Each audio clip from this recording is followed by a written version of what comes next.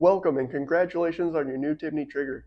My name is Alex and I'm here to help guide you through the installation of the Ruger American, as well as give a few tech tips where needed to make the installation process seamless. Without further ado, let's get into it.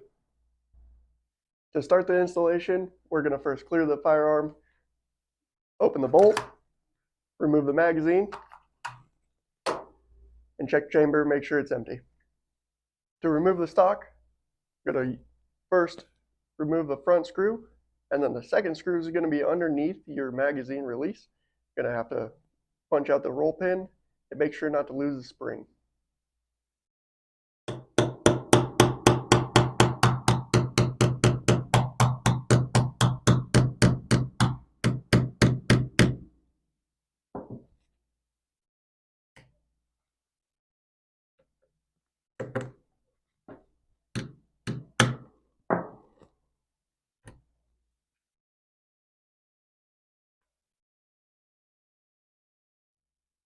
Now we can remove the magazine well and remove the stock from the rest of the action. To remove the factory trigger from the action, there's going to be two roll pins, one in the back, one in the front. I like to start using a wider punch to not crown the roll pin until we get to the action, then switch over to a 1/16 punch to finish driving it through. Now that they are tapped flush with a wider punch, switch to a 1/16 to finish them through. With the factory trigger removed, we can now go ahead and start removing the components of the trigger housing that will be needed on the Tibney trigger. To remove the bolt lock pin safety, we're going to remove this E-clip, and you're going to need to keep all these components from the factory trigger. While removing the E-clip for the bolt lock pin, we recommend using a pair of needle nose pliers. Line it up along the pin and the two edges of the E-clip, and it can be pressed off. Be sure to cover the E-clip when you do this. I just shot it across the room. The bolt lock pin will be held into the trigger housing with a small groove or keyway. When rotated to the fire position, it should slide through the housing. Come to this side, and we can remove the transfer bar and spring.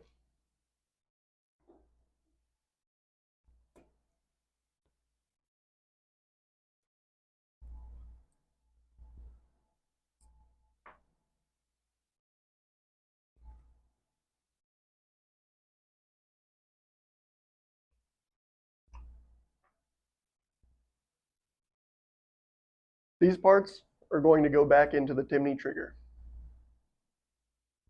To install the factory components on the Tibney trigger, I'm going to start with a safety button. I want to make sure this hole is pointing forward and not reversed.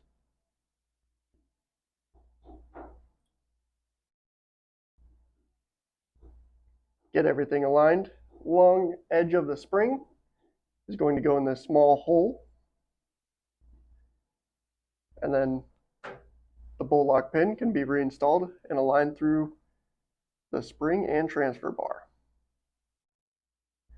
Once the spring and transfer bar are aligned, we can align the bolt lock pin through the notch in the housing, press that in, and we can install the E-clip.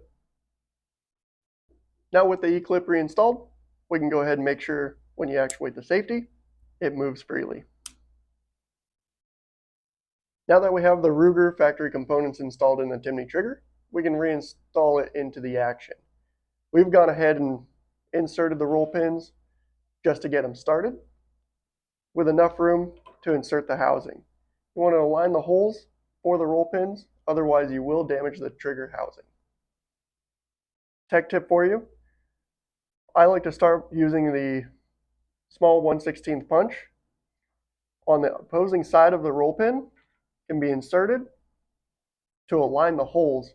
Give the roll pins a light tap until they're started in the hole, making sure it's aligned. Now with the roll pins aligned, I'm going to use the thicker punch just to drive them the rest of the way in, and we want to split the difference on the length on the other side.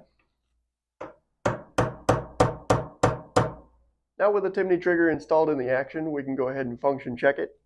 First, start by reinserting the bolt. Move it to safe position. You don't want any movement in the trigger shoe. Move to fire. Doesn't go off until you pull the trigger. Now would be the time that you can adjust the pull weight. There's a 5/64 Allen key screw on the front. Rotate it clockwise to increase it, counterclockwise to decrease it. And now let's install it back in the stock. With the stock back on, we can take the magazine well, reinsert that, and tighten down the two mounting screws, one in the front, one in the back, before reinstalling the magazine release components. To reinstall the magazine release components, the spring will have a little bend on one of the legs that will go against the stock, while the straight piece aligns with this edge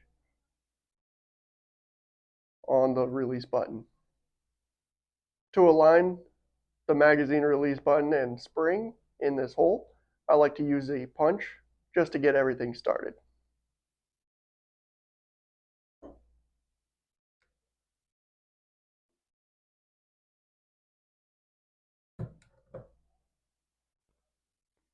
Now I can rotate the action and insert the roll pin from the other side. Now that we have the stock reinstalled, we can go ahead and function check it. Want to make sure everything functions exactly how it did outside of the stock. Move to safe. Trigger doesn't move. Move to fire. Nothing happens until you pull the trigger. And that's it. We hope that this has helped you with the installation process of the Ruger American trigger. If you have any remaining questions, our world-class customer service agents are more than happy to help. Just give us a call at 623-223-1111 or visit the website and click the yellow Contact Us button on the right-hand side. If not, congratulations on installing your Timney trigger. You can now go shoot it with ease, knowing you've got the world's finest trigger in your hands.